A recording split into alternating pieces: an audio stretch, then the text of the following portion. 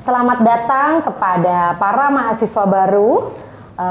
Terima kasih karena Anda semua telah memilih kampus hebat, kampus kami Stikes Budi Luhur Cimahi. Semoga Anda semua bisa bergabung bersama kami menjadi mahasiswa yang hebat, dan di ujungnya adalah menjadi bidan dan perawat profesional, baik di nasional maupun di internasional.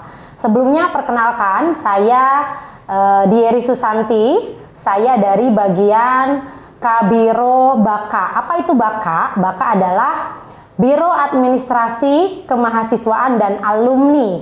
Jadi nanti Anda setelah menjadi mahasiswa baru ya, menjadi mahasiswa di sini akan sering berkoordinasi dengan kami tim Baka ya. Ngapain aja sih di Baka itu? Pastinya seru dong karena kita punya banyak sekali fasilitas kemahasiswaan yang bisa dimanfaatkan oleh mahasiswa kami maupun oleh alumni. Kita langsung aja ya. Di sini kami sudah memiliki link tersendiri ya untuk kegiatan kemahasiswaan. Nanti bisa dilihat kalau Anda sudah bergabung bersama kami, sudah mulai pembelajaran perkuliahan, nanti pasti akan mendapatkan banyak informasi dari kami dan bisa mencari informasi juga di Baka itu ada apa saja. Baik, yang pertama kita lihat di struktur organisasi ya. Di struktur organisasi di Baka ada siapa saja. Kami memang tidak banyak personil ya, tapi dengan personil yang ini sudah cukup dan insya Allah kami bisa memfasilitasi hal-hal yang dibutuhkan oleh mahasiswa maupun alumni. Di situ ada Bapak Wakil Ketua 3, karena kita di bagian kemahasiswaan biasa disebut Bapak WK 3 nantinya ya. Siapakah beliau? Beliau adalah Bapak Ari Fardiansyah. Beliau adalah perawat ya, dengan home base di Prodi Pendidikan Nurse. Jadi nanti kalau yang mahasiswa sudah mendaftar di program pendidikan nurse akan sering bertemu dengan Pak Ari pada proses pembelajaran gitu. Kemudian ada siapa di bawah Pak Ari? Yaitu ada saya sendiri, Dieri Susanti. Kebetulan saya adalah bidan ya. Jadi untuk mahasiswi kebidanan nanti juga akan sering ketemu saya di kelas dari semester 1 sampai dengan semester terakhir ya. Nanti belajar apa saja, pokoknya seru ya. Nah kemudian di bawah saya ada siapa? Kami punya staff, 2 orang staff, dan ternyata salah satu staff kami itu adalah alumni dari Stikes Budi Luhur Cimahi yang lulus tahun lalu. Siapakah dia? Dia adalah Novita Ayu Iriani, biasa dipanggil Teh Opi ya. Jadi nanti kalau misalnya para mahasiswa membutuhkan sesuatu di kemahasiswaan, bisa temui Teh Opi. Atau nanti misalnya mau tanya-tanya, Teh, gimana sih dulu pengalaman kuliah di sini dan lain sebagainya, bisa tanya juga sama Teh Opi. Bisa juga nanti kan tuker-tukeran Instagram gitu ya, biar tahu apa saja sebetulnya kegiatan yang bisa diikuti di Stikes Budi Luhur. Kemudian ada satu lagi yaitu Pak Adit ya, tapi kami biasa memanggilnya Mas Adit karena masih muda.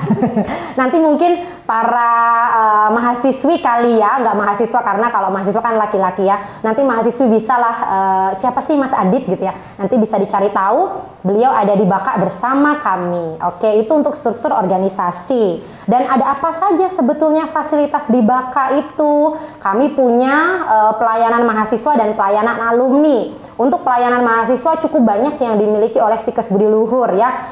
Saya secara pribadi sudah bekerja di sini cukup lama dan saya sangat apresiasi dengan berbagai fasilitas yang diberikan oleh Stikes Budi Luhur Cimahi. Salah satunya yang pertama adalah beasiswa. Jadi para mahasiswa yang memiliki prestasi akademik maupun non akademik gitu ya, atau bahkan mahasiswa yang dalam kategori tidak mampu ya, itu ada beasiswa. Beasiswanya dari mana saja? Kalau dulu ada beasiswa untuk peningkatan prestasi akademik. Cuman semenjak ada pandemi Covid itu sementara ditiadakan, diganti, bukan dihilangkan, tapi diganti menjadi beasiswa yang lain, yaitu di UKT atau di sini adalah uang kuliah tunggal atau untuk bantuan COVID ya. Jadi mahasiswa yang orang tuanya terdampak COVID-19, karena kan ada beberapa yang orang tuanya mungkin tidak bekerja atau perusahaannya memberhentikan dan sebagainya. Jadi ada bantuan tersebut dari pemerintah. Kemudian ada bidik misi. Bidik misi ini dari LLDikti atau kita bisa sebutnya adalah Lembaga Layanan Pendidikan Tinggi kita juga mendapatkan beasiswa tersebut. Dan nanti bagaimana Bu cara mendapatkannya? Oh, nanti kami akan berkoordinasi dengan program studi masing-masing, baik dari D3 keperawatan, D3 kebidanan maupun pendidikan nurse. Jadi Anda tidak usah khawatir, nanti kalau saya tidak dapat bagaimana, nanti bisa mencari tahu setelah mulai proses pembelajaran di kampus ya. Kemudian ada fasilitas kesehatan nih. Ada fasilitas kesehatan, salah satunya adalah vaksinasi. Kenapa harus divaksin? Jadi apa bedanya Bu dengan imunisasi yang sudah saya dapatkan? Oh beda. Ini adalah vaksinasi diberikan 2 kali waktu mahasiswa di semester di tingkat 1 lah ya, tidak di semester 1, biasanya di tingkat 1 itu untuk persiapan masuk ke lahan praktek. Jadi vaksinnya adalah hepatitis. Untuk pencegahan supaya mahasiswa yang praktek di rumah sakit itu terhindar dari penularan hepatitis gitu. Apakah itu free Bu? Ya, nanti itu sudah termasuk di dalam pembiayaan kuliah. Jadi nggak usah khawatir bayar lagi nggak Bu ya. Tidak dimintakan langsung kepada mahasiswa. Terus kemudian vaksinasi ini juga kita sudah sekian tahun ya, saya lupa tepatnya berapa tahun bekerja sama dengan Bio Farma. Jadi memang dari tim Bio Farma langsung yang melakukan vaksinasi, bukan dari kami. Kami hanya menjalin kerjasama semua fasilitas dari Bio Farma. Kemudian selain vaksinasi apa Bu? Selain vaksinasi ada asuransi. Asuransi kami bekerja sama dengan Bumida Syariah dan Klinik Budi Luhur itu sendiri. Mungkin kemarin para mahasiswa yang mendaftar ada yang dimintakan atau boleh sebelum masa pandemi ya tentu saja ada yang tes kesehatan di Klinik Budi Luhur. Nah, kita bekerja sama di sana. Kalau ada mahasiswa yang sakit atau ya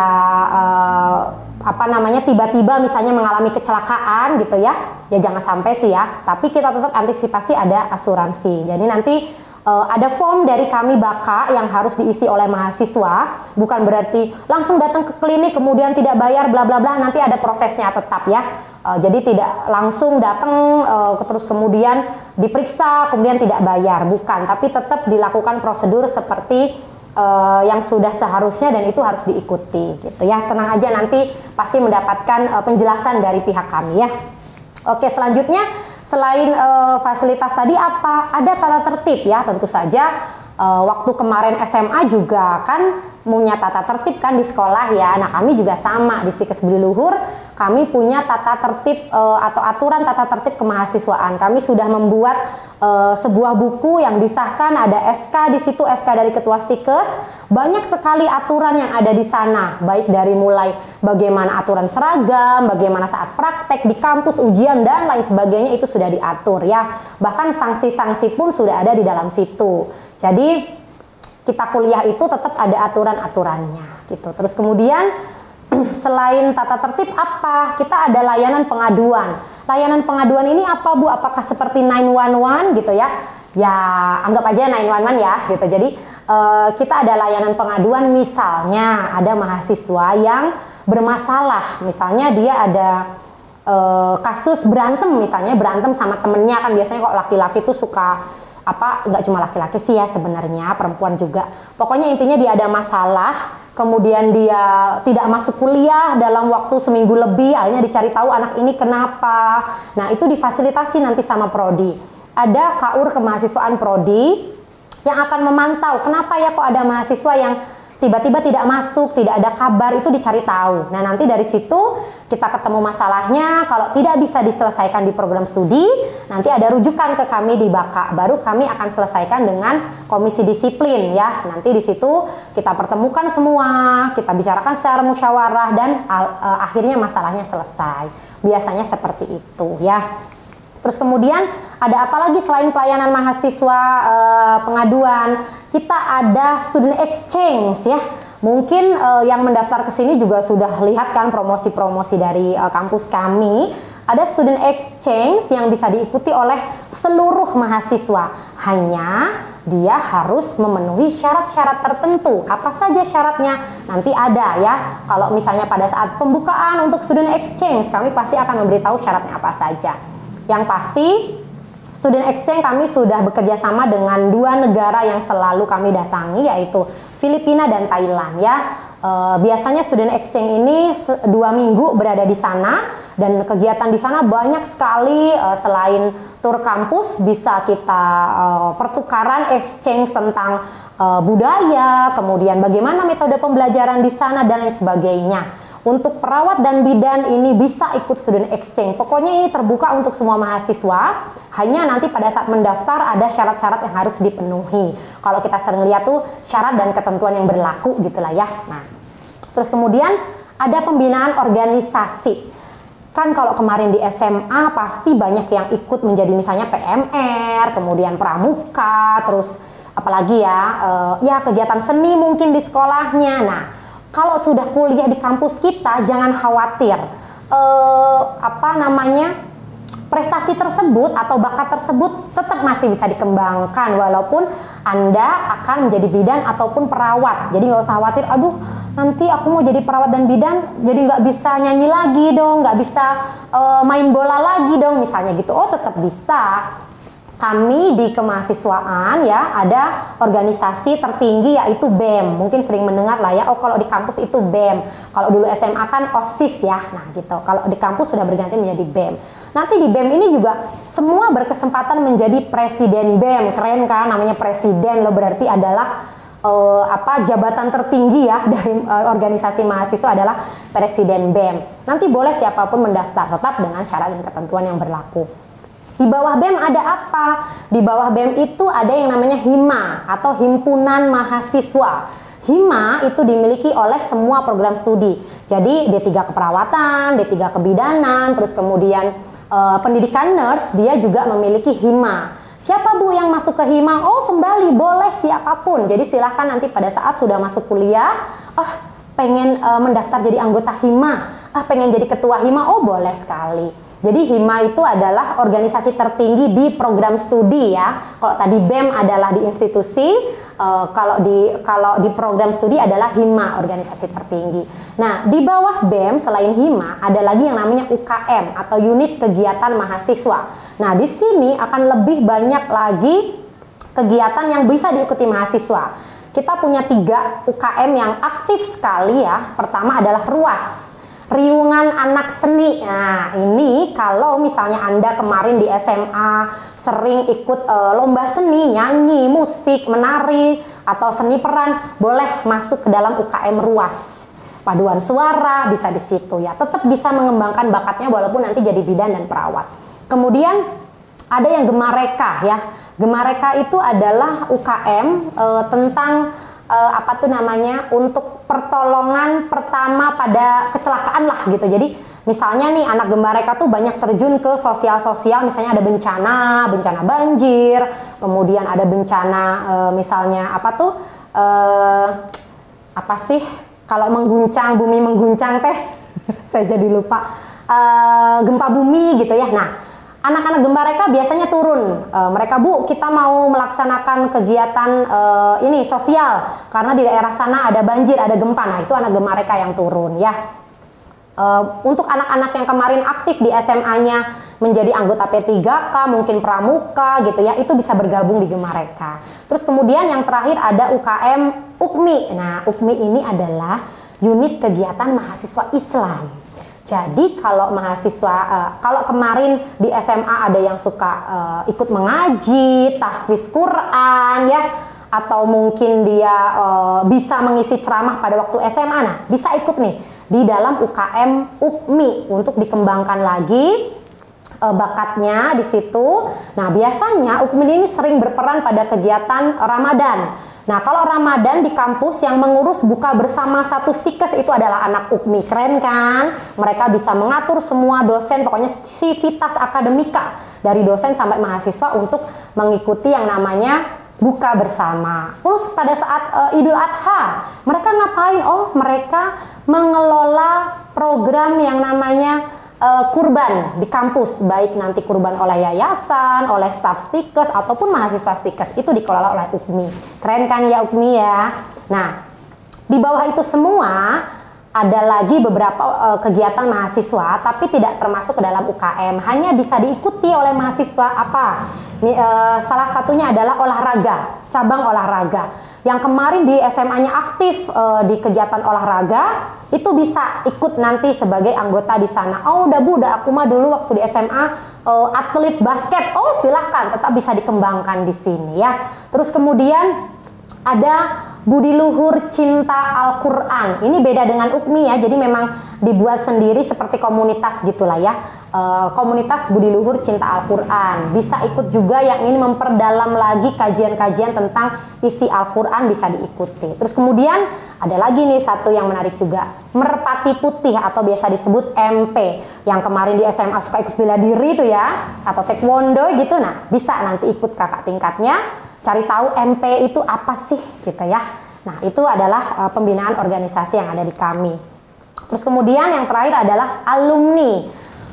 Setelah nanti melalui proses pembelajaran yang panjang di Stikes Budi Luhur Cimahi dari semester 1 sampai semester 6 kalau untuk D3, semester 1 sampai 8 kalau untuk S1, kemudian lulus akhirnya menjadi alumni Stikes Budi Luhur Cimahi. Nah walaupun sudah lulus sebagai mahasiswa, tetap kami wadahi ya. Jadi kami tetap mempunyai yang namanya ikatan alumni gitu. Beberapa tahun, kalau nggak salah 3 tahun terakhir, kami ada reuni akbar, itu mengumpulkan dari angkatan pertama sampai angkatan ya terakhir lah, kalau nggak salah di 3 tahun terakhir, itu dilaksanakan di kampus ya. Alhamdulillah meriah sekali, sehingga semua bisa saling mengenal dengan kakak tingkat dan adik tingkat, dan ini lulusan tahun berapa gitu, seru. Nah di ikatan alumni juga banyak kegiatannya. Mereka ada yang kalau ada kembali kayak misalnya ada bencana di masyarakat, bencana di suatu daerah, ada alumni misalnya, ayo kita menyumbang sebagai tenaga kesehatan di sana. Nah itu biasanya ada di wadahi alumni juga. Kemudian, oh tadi saya lupa, alumni juga itu memberikan beasiswa ya.